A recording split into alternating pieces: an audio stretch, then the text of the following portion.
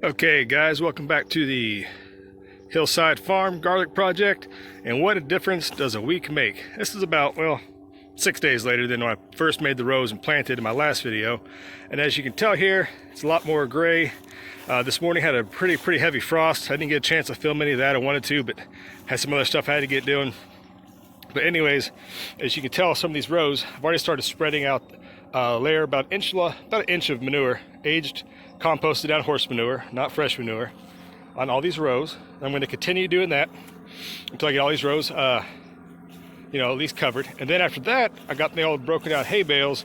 I'm going to spread a layer of hay on top of this in order to just kind of tuck it in for the winter, mulch it down, which prevents a lot of freezing and thawing and shifting of the garlic in the soil. Anyways, so there's that. So I did go ahead and get some labels. I know last time I was trying to do a play-by-play and kind of walk you through it, but the stick out of the way doesn't need to be there anymore. But that's the Montana Zemu. As you can tell, these plant labels, supposedly they have a little clear coating on it. Should be rainproof so it doesn't wash off, but I have my video in case I ever have to look back on it. But yeah, so there are tons of deer tracks, mostly on that corner of the field over there, and you can kind of tell where the path that they walk leads over that way towards the fence. So yeah, by the time spring comes around, I will need to get a fencing up around here, but hopefully when I get the hay on, a nice thick mulch of that, deer traffic won't be that big of an issue.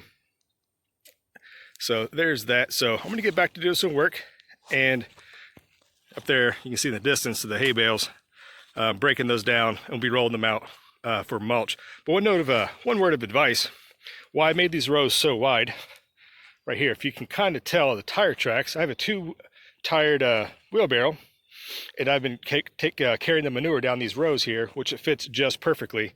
As you can kind of tell the tracks maybe kind of going down the side just of the rows. So that's one big mistake a lot of people make, especially when doing these permanent raised beds like I'm going to try to establish. If I haven't mentioned that before, once these beds are built, I'm going to be just adding compost and adding stuff on top with relatively little damage or digging up. So you can see the tire tracks a little bit better right there. Make sure your rows are wide enough that you can get a cart or something through it, because like I said, if this is going to be a permanent bed, you can't be, tilling it up all the time. But in that case, you're going to be hand carrying stuff back and forth through these rows nonetheless. So make sure you have enough space to do that. So let me go ahead and spread some more manure. I'll get back with you and show you about how I'm going to do the hay after that. All right, guys. All right, so I'm back, and something about that just looks pretty to me. The dark color manure on top kind of offsets with the native sandy clay down there. You can definitely tell the color stands out. So that's what I've done. So I've went through and just very carefully just add the manure to the top of the mounds here, so the garlic's even more buried below the initial trenching and furrowing, plus the manure is going on top. And on top of that, I'm going to start adding the old broken down hay, get this garlic tucked in for winter time, and hopefully that'll prevent any kind of damage from the deer walking on it, at least a little bit of a barrier. And you're going to have that out here. There's just a lot of deer that's out in the country, so do the best you can. But there you go, guys. That's a little update for now. Let me go ahead and get some hay put on these rows here, and we'll see how it looks after that's all done. All right, guys, so hold on, and I'll be right back. All right, so there you go.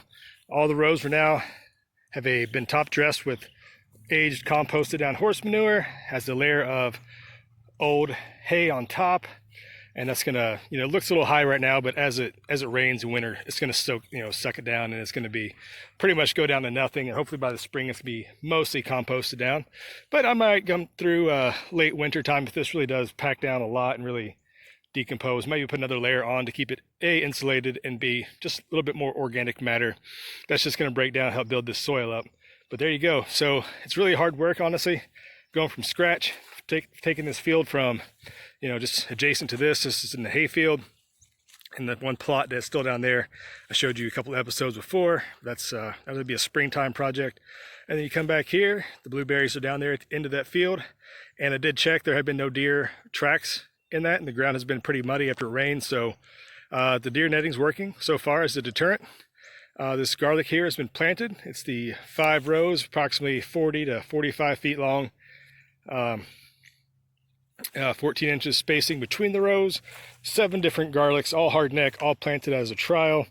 Hopefully be able to sell this to restaurants. I have a couple people interested already.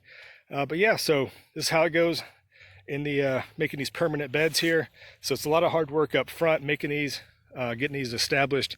The nice pass down the center, like I was talking about, is perfectly just suited for my double-wheeled wheelbarrow right here. It fits perfectly right down the rows. So that's going to come in handy over the years as far as, you know, moving stuff up and down the rows. You don't have to worry about trying to step over things. You can just push your wheelbarrow right down the middle. And over here, you can kind of tell this hasn't even been touched yet because I've been spending all my effort over here on the garlic.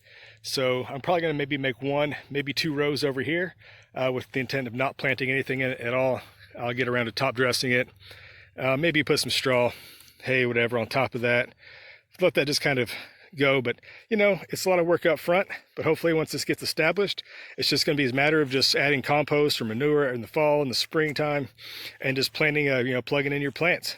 Especially once this gets a nice fence around it, similar to what's around the blueberries. That's a big project for spring, and that's just going to be coming time.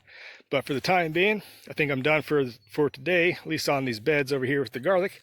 Thank you guys for following along. This is a part of this ongoing series of turning an old hayfield into a farm, doing most of this by hand. So other than the guy who, you know, plowed the field and then disked it over for me once, it all has been essentially done by hand tools and just hand-powered labor. So this is kind of my demonstration, show you what can be done just by one person, just taking their time and making it into a permanent established farm, maybe a oversized garden to some people. But I mean, within time, this is going to be built up and built up. Fruit trees are going to be added, you know, some other stuff. Have some other plans along the way that I'll obviously going to take you guys along with, but I'll leave that for another day. So thanks again for following along. If you like this journey so far, please consider subscribing. Hit that bell so you follow along. Next time I post another update, you'll be informed. So I'll see you next time out here at the farm or at another garden project I got going on. All right, guys, this is the Hillside Gardener signing off for today, and we'll catch you next time. All right, bye-bye.